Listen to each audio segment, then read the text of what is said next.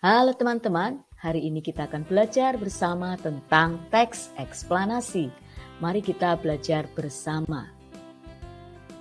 Teks eksplanasi merupakan teks yang berisi penjelasan tentang berbagai peristiwa yang terjadi di sekitar kita, seperti fenomena alam, sosial, dan budaya.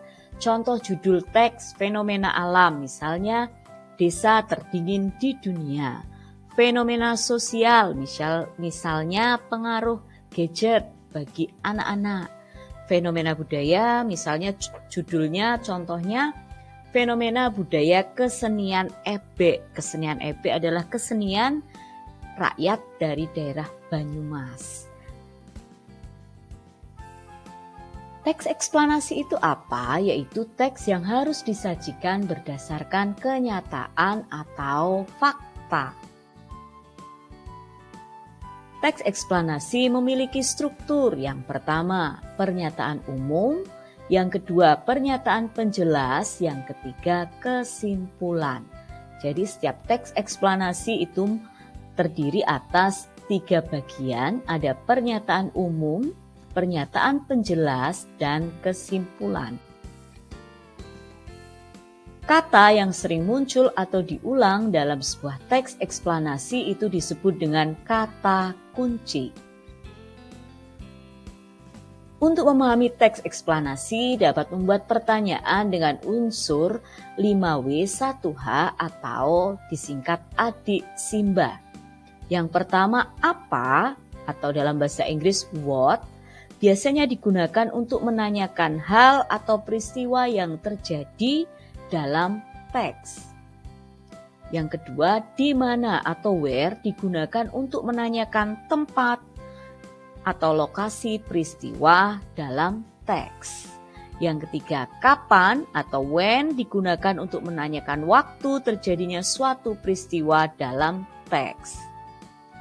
Kemudian ada siapa atau who digunakan untuk menanyakan orang atau hal yang terlibat dalam teks. Mengapa atau why digunakan untuk menanyakan penyebab terjadinya kejadian dalam teks.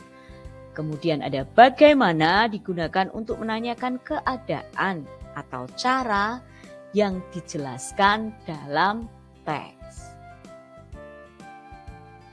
Nah, bagaimanakah cara kita memahami sebuah teks eksplanasi? Nah, kita ketika membaca teks eksplanasi, yang pertama harus menentukan kata kunci.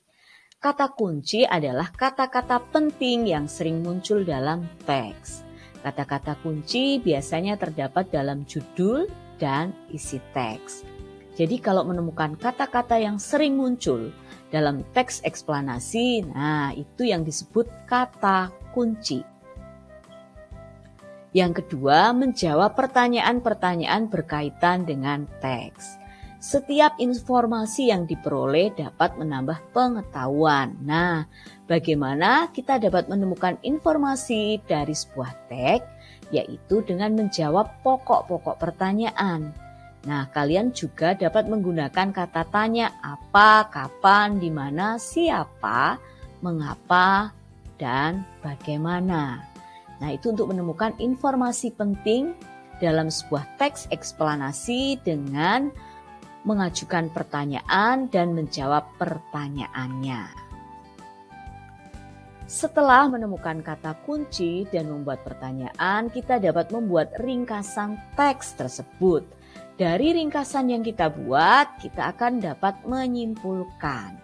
Dengan kesimpulan, kita akan lebih mudah mengingat inti dari sebuah teks eksplanasi. Hal-hal yang perlu diperhatikan dalam membuat ringkasan dan kesimpulan. Yang pertama, membaca teks dengan sungguh-sungguh. Kedua, menemukan kata kunci. Ketiga, menemukan ide pokok. Yang keempat, merangkai ide pokok menjadi lebih ringkas dengan bahasa sendiri. Yang kelima, menyesuaikan kosakata dengan pedoman umum ejaan bahasa Indonesia. Nah, untuk membuat ringkasan itu harus memperhatikan yang namanya kalimat efektif.